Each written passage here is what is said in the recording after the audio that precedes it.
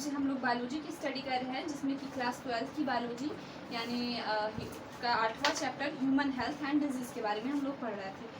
तो इस चैप्टर में हम लोग ह्यूमन हेल्थ और डिजीज़ के बारे में पढ़ेंगे, जिसमें से जो पहला चैप्टर था आपका, जो पहला टॉपिक था इसमें वो हेल्थ क्या होता था इसके बारे में देखना था।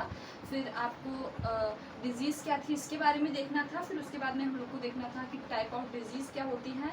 फिर आपकी जो सेकंड टॉपिक था वो इम्यूनिटी था। इम्यूनिटी में हम लोगों ने देखा कि कितने टाइप की इम्यूनिटी होती है आपके टी और बी लिम्फोसाइट। ये कम्प्लीटली हम लोगों ने फिनिश कर दिया था कि what is T lymphocyte and what is B lymphocyte and how many type of T lymphocyte and how many type of B lymphocyte. ये कम्प्लीटली हमारा कंप्लीट हो चुका था। अब इस टॉपिक का जो तीसरा टॉपिक था, यानी जिसको हम लोग एड्स बोलते हैं, तो कल हम लोगों ने एड्स भी फिनिश कर लिया था। आज हम लोग बात करेंगे कैंसर के बारे में, जो कि इस टॉपिक का, इस चैप्टर का चौथा टॉपिक होगा आपका cancer. That is a important disease for our board and NEET and other competitive exam which is related to biology. तो हम लोग बात करेंगे कि कैंसर क्या होता है, व्हाट इज़ कैंसर एंड कैसे कैंसर फॉर्म होता है, कैसे किसी पर्टिकुलर पर्सन के अंदर कैंसर जैसी खतरनाक बीमारी हो जाती है, या क्या क्या इसके साइड इफ़ेक्ट हैं, क्या क्या ऐसा इफेक्ट होता है जो कैंसर की दवा लेने से हमको हो जाता है। तो सबसे पहले हम लोग जानेंगे कैंसर, व्हाट इज़ कैंसर। तो कैंसर की स्टडी जो है वो अलग अलग ब्रांचेस, ऐसे कई सारे इंस्टीट्यूट हैं जिसमें हम लोग स्पेशली कैंसर डिजीज़ की स्टडी करते हैं। जैसे पहला जो आपका है वो क्या है, तो वो इम्यूनोलॉजी, जो कैंसर की स्टडी जो करते हैं उनको क्या बोलते हैं, तो कैंसर की स्टडी को हम लोग बोलते हैं इम्यूनोलॉजी। इम्यूनोलॉजी जो है ओंकोलॉजी या कहीं कहीं पे होता है ओंकोलॉजी या इम्यूनोलॉजी, ओंकोलॉजी।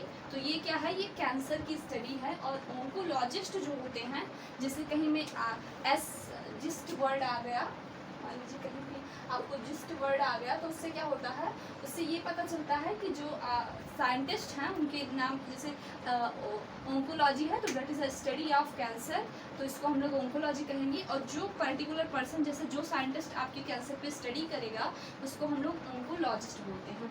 तो ये ओंकोलॉजी के अंदर हम लोग कैंसर की स्टडी करते हैं, उसके साइड इफ़ेक्ट की, उसकी दवा की, यानी सबकी स्टडी हम लोग ओंकोलॉजी। ऐसे मतलब कैंसर इतनी ज़्यादा तेज़ी से फैल रहा है कि 10 लाख से ज़्यादा लोग इससे मर जा रहे हैं प्रतिवर्ष। आपके कैंसर से 10 लाख से ज़्यादा लोगों की मृत्यु होती है तो प्रतिवर्ष आपके कैंसर से होती है। ये बहुत ज़्यादा खतरनाक बीमारी है और इसके कई सारे साइड इफ़ेक्ट हैं। कुछ कैंसर ऐसे होते हैं जो जेनेटिक्स में रोल प्ले करते हैं, वो एक जनरेशन से दूसरे जनरेशन में फॉरवर्ड होते हैं, ऐसे कैंसर होते हैं। ऐसे खतरनाक कैंसर जैसे आपने ब्लड कैंसर के नाम सुने होंगे, ट्यूमर वगैरह, दैट इज़ मतलब बहुत खतरनाक बीमारी है कैंसर। इसका इलाज भी है, ऐसा नहीं है कि लाइलाज है, टाइम पर इसका इलाज किया जाता है। इसके कुछ ऐसे साइड इफ़ेक्ट होते हैं जिनसे अगर बचा जाए, कुछ ऐसे यूजेस होते हैं उन पदार्थों का अगर यूज कम किया जाए तो उससे कैंसर से बचा भी जा सकता है। तो कैंसर की स्टडी को क्या बोलते हैं, ऑन्कोलॉजी। कैंसर की स्टडी को बोलते हैं, जो स्टडी करता है उसको क्या बोलते हैं, ऑन्कोलॉजिस्ट बोलते हैं।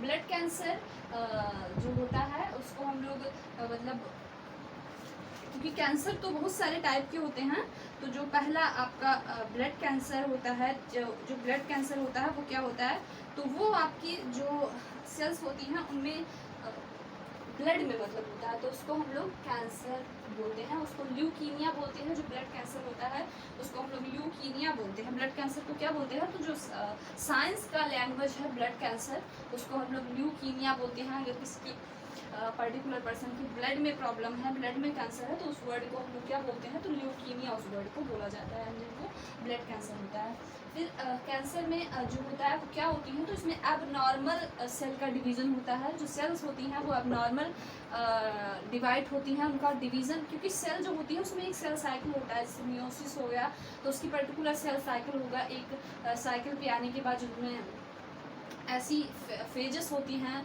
जिसमें क्या होता है, सेल साइकिल रुक जाती है, सेल डिवीज़न रुक जाता है, रेस्टिंग फेज वगैरह होती है। तो इसमें क्या होता है, ये ऐसी कुछ ऐसे सेल में परिवर्तन आ जाते हैं जिससे सेल कंटिन्यू डिवाइड होती रहती है। तो इससे क्या होता है, मास ऑफ सेल बन जाएगा, जिसको हम लोग ट्यूमर कहेंगे। वही सेल आपने जब मास ऑफ सेल होगा तो उसमें फिर अदर, जैसे मान लीजिए किसी ब्रेन में होगा तो उससे ब्लड आपका बह नहीं पाएगा, हार्ट अटैक हो जाएगा। ऐसी बहुत सारी भयंकर बीमारियां होती हैं कैंसर की। एबनॉर्मल सेल डिवीजन, तो कैंसर कैसे होता है, that is a type of abnormal cell division. जिस ग्रुप ऑफ सेल, अब जब एबनॉर्मल, जैसे एक सेल है जिसको हम लोग स्टेम सेल बोलते हैं। स्टेम सेल डायरेक्टली जैसे जाइगोट होता है तो उससे क्या होता है, सेल 2 से 4, 4 से 8, 2 से 4 सेल होंगी, 4 से 8 सेल होगी, 8 से 16 सेल होगी, 16 से 32 होगी, 32 से 64 होगी, 64 से ऐसे सेल का लगातार डिवीजन होता रहता है। तो मास ऑफ सेल बन जाएगा, बंच ऑफ सेल बन जाएंगी, एक सेल से कई सारी सेल बनेगी। तो उस बंच ऑफ सेल को हम लोग क्या बोलते हैं, ट्यूमर। उस बंच ऑफ सेल को क्या बोलते हैं, ट्यूमर बोलते हैं। तो ट्यूमर क्या है, ट्यूमर एबनॉर्मल सेल्स होती हैं जो कि कंटिन्यू डिवाइड होती रहती हैं, उस सेल को क्या बोलते हैं, ट्यूमर बोलते हैं। और ब्लड कैंसर याद रखिएगा, ब्लड कैंसर को क्या बोलते हैं, leukaemia, that is important for your neat and board. और ग्रुप ऑफ सेल जब डिवाइड होंगी तो उसको क्या बोलते हैं, उसको ट्यूमर बोलते हैं। Tumour is of 2 type. जो ट्यूमर होता है वो 2 टाइप का होता है। पहला जो होता है वो बिगिनिंग ट्यूमर होता है और मैलिग्नेंट ट्यूमर होता है, यानी सदुम अर्बुद इसको बोलते हैं। ट्यूमर को हिंदी में देखो, हिंदी कितनी टफ है, सुदम अर्बुद और दुर्दम अर्बुद ना। तो बिगिनिंग ट्यूमर और आपका मैलिग्नेंट ट्यूमर। तो ये क्या होता है, जो आपका सदम अर्बुद होता है, ये क्या होता है, जो आपका बिगिन ट्यूमर होता है, ये क्या होता है, दैट इज फिक्स्ड पोजीशन। जैसे आपके मान लीजिए आपके ब्रेन में है तो वो केवल पर्टिकुलर ब्रेन में ही होगा, आपके हाथों में, पैर में, स्टमक में नहीं फैलेगा। तो वो फिक्स्ड पोजीशन पे होगा। ऐसा ट्यूमर जो होगा वो फिक्स्ड पोजीशन पे होगा। और जो मैलिग्नेंट ट्यूमर होगा वो क्या होगा, all body part form blood, मतलब ये ब्लड में होगा। ब्लड के कारण हमारे पूरे बॉडी पार्ट में इस प्रकार का जो आपका दुर्दम अर्बुद होता है, यानी जो मैलिग्नेंट होता है, ये क्या होता है, ये आपके पूरे बॉडी पार्ट में रन करता है, पूरे बॉडी में इस प्रकार का कैंसर हो जाता है। फिर what is the reason of cancer, cancer के कारण क्या क्या है, हम लोगों ने टाइप ऑफ कैंसर देखिए क्यों से होता है, इसकी स्टडी को क्या कहते हैं, साइंटिस्ट को क्या कहते हैं, बंच ऑफ सेल्स कैसे, मतलब कैसे क्या होता है, इसके बारे में देखा।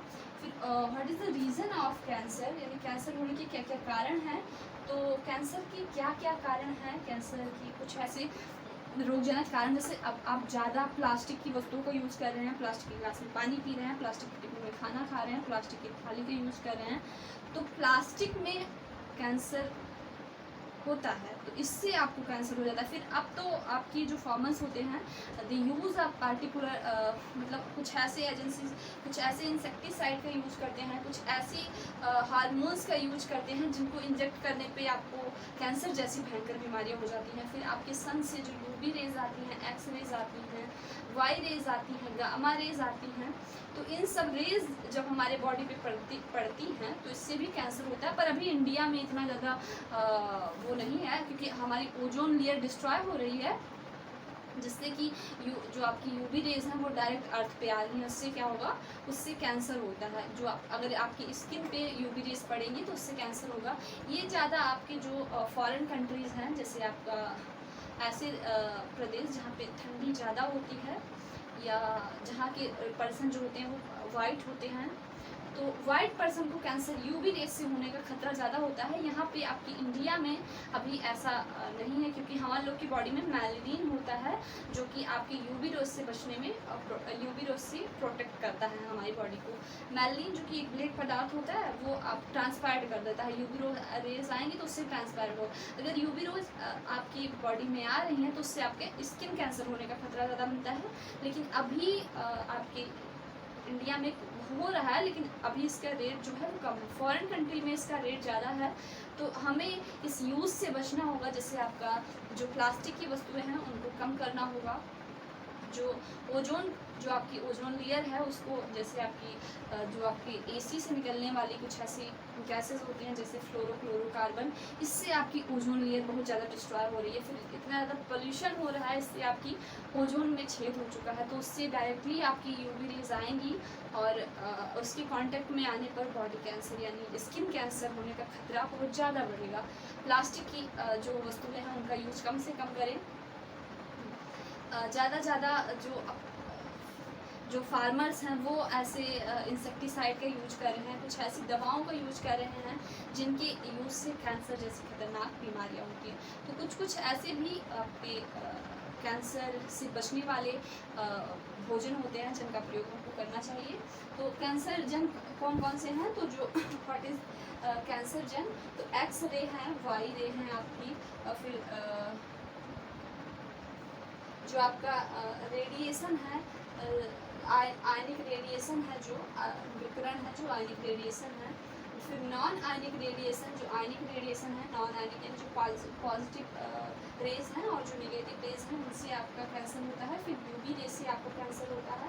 एंड इट कैन चेंज, जो यूवी रेज होती हैं वो क्या करती हैं, इट कैन चेंज जो डीएनए सेल होती है उसको जो कैंसरस सेल में कन्वर्ट कर देती हैं। यूवी रेज से बहुत ज़्यादा हानि होती है आपकी यूवी रेज से कैंसर में। तो ये क्या करती हैं, जो आपकी नॉर्मल सेल है उसको कैंसरस सेल में कन्वर्ट करने का काम कौन करता है, आपकी यूवी रेज करती है। फिर प्लास्टिक की चीज़ों का यूज़ कम से कम करें जिससे आपको कैंसर होने का चांस कम रहे।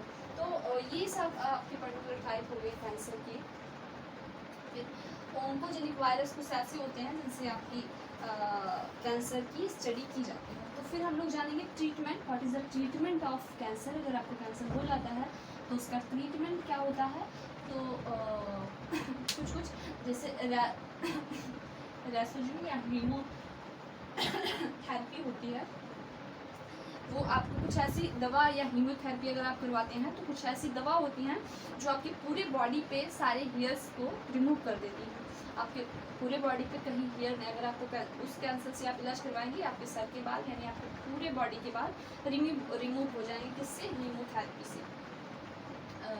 तो आपके पूरे बॉडी के बाल रिमूव हो जाएंगे। फिर कैंसर में जो अब कैंसर जैसे हम लोगों ने यहाँ पे देखा था कि एक सेल होती है particular that continue divide and form tumour, ऐसी सेल को हम लोग क्या बोले थे, तो स्टेम सेल बोले थे। तो अब हम लोग पर्टिकुलर स्टेम सेल के बारे में जानेंगे कि what is stem cell. Stem cell होती क्या है, तो स्टेम सेल दो cell which divide and form many cell, यानी स्टेम सेल वो सेल होती हैं जो कंटिन्यू डिवाइड करती हैं, यानी जो इनकी मियोसिस होती है उसमें क्या होता है, उसमें डिवीज़न नाम का जो रेस्टिंग फेज होती है वो होती ही नहीं है, वो कंटिन्यू डिवाइड होती रहती है, कंटिन्यू डिवाइड होती रहती हैं, यानी इनकी जो डिवीज़न की साइकिल है वो रुकने का नाम नहीं लेती है। तो उस पर्टिकुलर रीजन को हम लोग क्या बोलेंगे, तो उस जो बंच ऑफ सेल बन जाएगा, ग्रुप ऑफ सेल बन जाएगा, उसको हम लोग ट्यूमर बोलते थे। तो इसमें क्या होता है, male and female gamete fusion to form zygote. जब मेल और फीमेल गैमेट फ्यूज होंगे तो क्या होगा, जायगोट का फॉर्मेशन होगा, zygote that is 2n and 2n fuse के बाद में 2 चेल से ऐसे कंटिन्यू डिवाइड होगा और आपके बंच ऑफ सेल का फॉर्मेशन हो जाएगा। फिर हम लोग देखेंगे कि टाइप ऑफ स्टेम सेल, यानी स्टेम सेल होती हैं वो कितने टाइप की होती हैं। तो ये क्वेश्चन आपके कंपटीशन में, आपके नीट में, आपके बोर्ड में बहुत इम्पॉर्टेंट है कि how many type of stem cell. Stem cell होती क्या है आप लोगों ने समझा, कैसे इसका फॉर्मेशन होता है आप लोगों ने समझा। फिर मेल और फीमेल गैमेट फ्यूज करेंगे, जायगोट का फॉर्मेशन होगा, they continue divide and form a bunch of cell that is that called tumour. तो और ये जायगोट जो होता है इसको हम लोग स्टेम सेल बोल सकते हैं क्योंकि इसी से तो पूरा सेल डिवाइड हुआ है। मेल को हम मेल गैमेट को नहीं बोल सकते क्योंकि मेल गैमेट डिवाइड नहीं होगा, बंच ऑफ सेल का फॉर्मेशन नहीं करेगा। फिर फीमेल गैमेट भी डिवाइड नहीं होगा, that they can not form bunch of cell. तो बंच ऑफ सेल कौन फॉर्म करेगा, तो जायगोट यानी जो 2n सेल्स होंगी that form bunch of cell.